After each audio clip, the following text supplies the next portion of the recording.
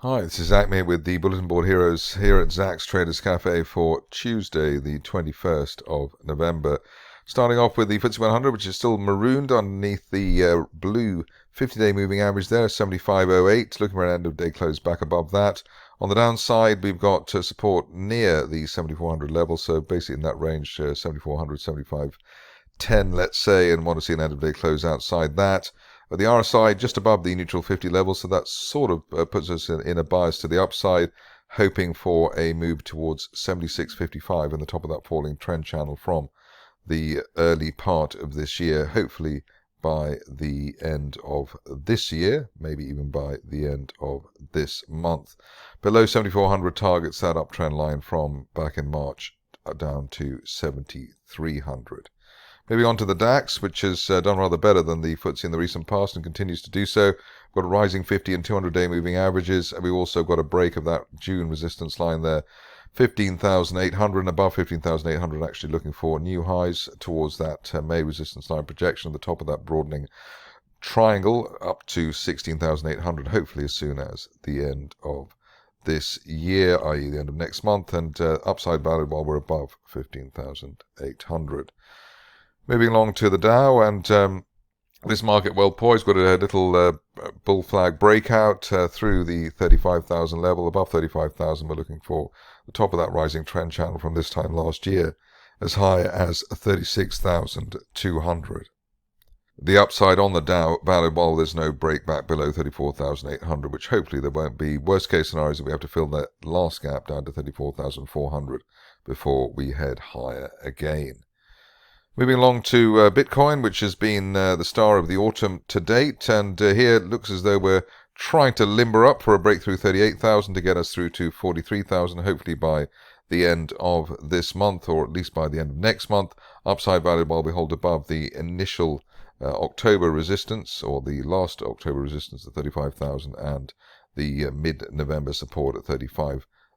So looking strong there, but if you're cautious, you wait for an end-of-day close back through 38,000.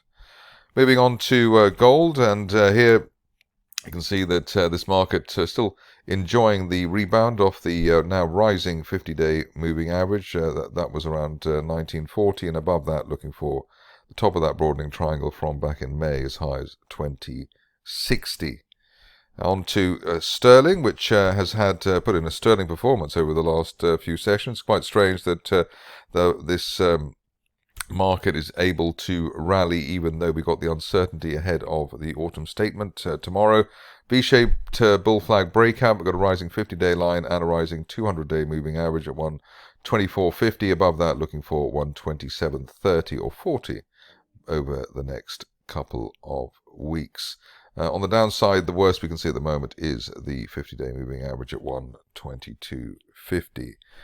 Can't resist looking at crude oil at the moment because it's been looking so bad, but here we've had a bit of a bear trap rebound here, so breaking that neckline support there at $75, above 75, got a chance of a retest of the $80 area, but at this stage, that's probably the most we are looking for. Moving on to the stocks, starting off with Alien Metals, and here the picture still looking pretty bright. We had the top of that, the notional top of that rising trend channel from August around the 0.32 level, hoping that we'll get to that and maybe up to the 200-day moving average at 0.33 by the end of this month, and the upside valid here while we're above the top of the gap around 0.27, so above 0.27, looking for 0.33 on Alien Metals, and it'll be the first touch of the 200-day line since back in May.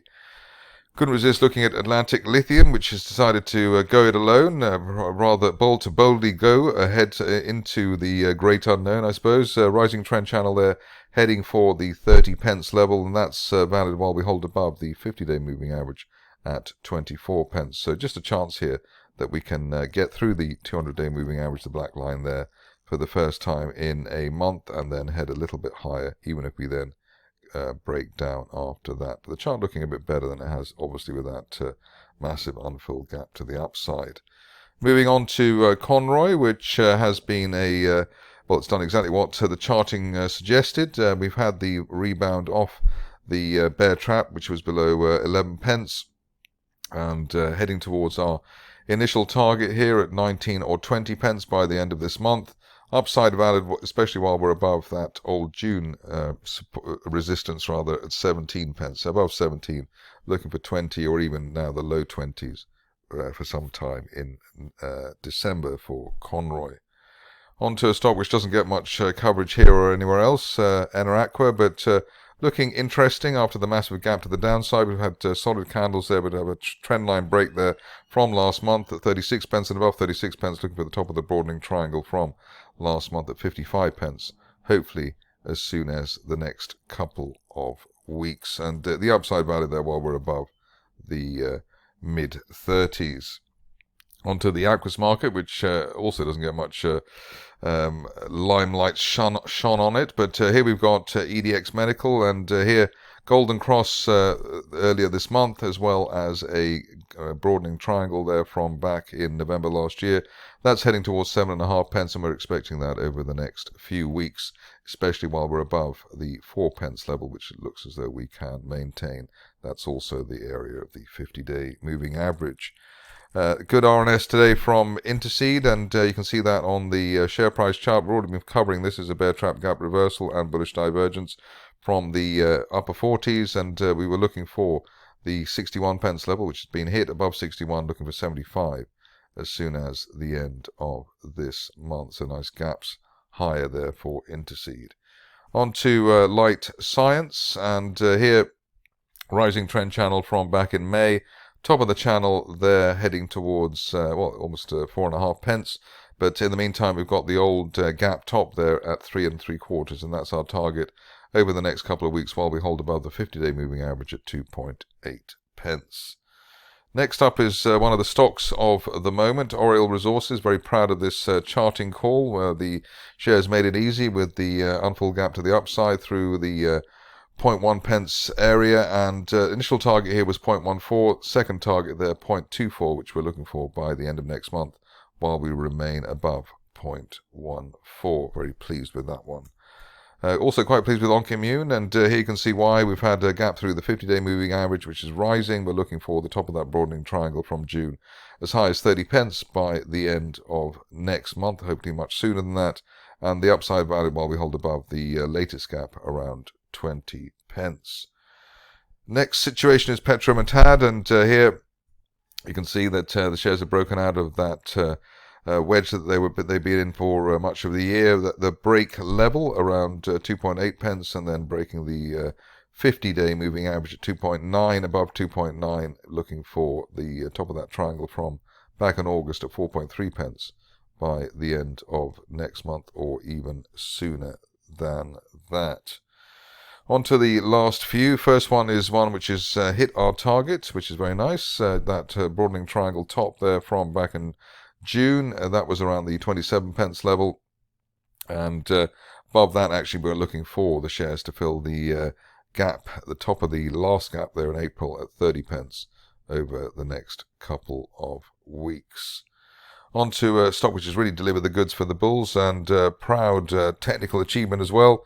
We see RUA, which has not only hit the first target there at 24 pence, but then hit the second one at 39, above 39. We are flailing to try and find what the next target could be. It's probably sort of going for the line I'm about to draw now, if I can do that, towards the 55 pence level.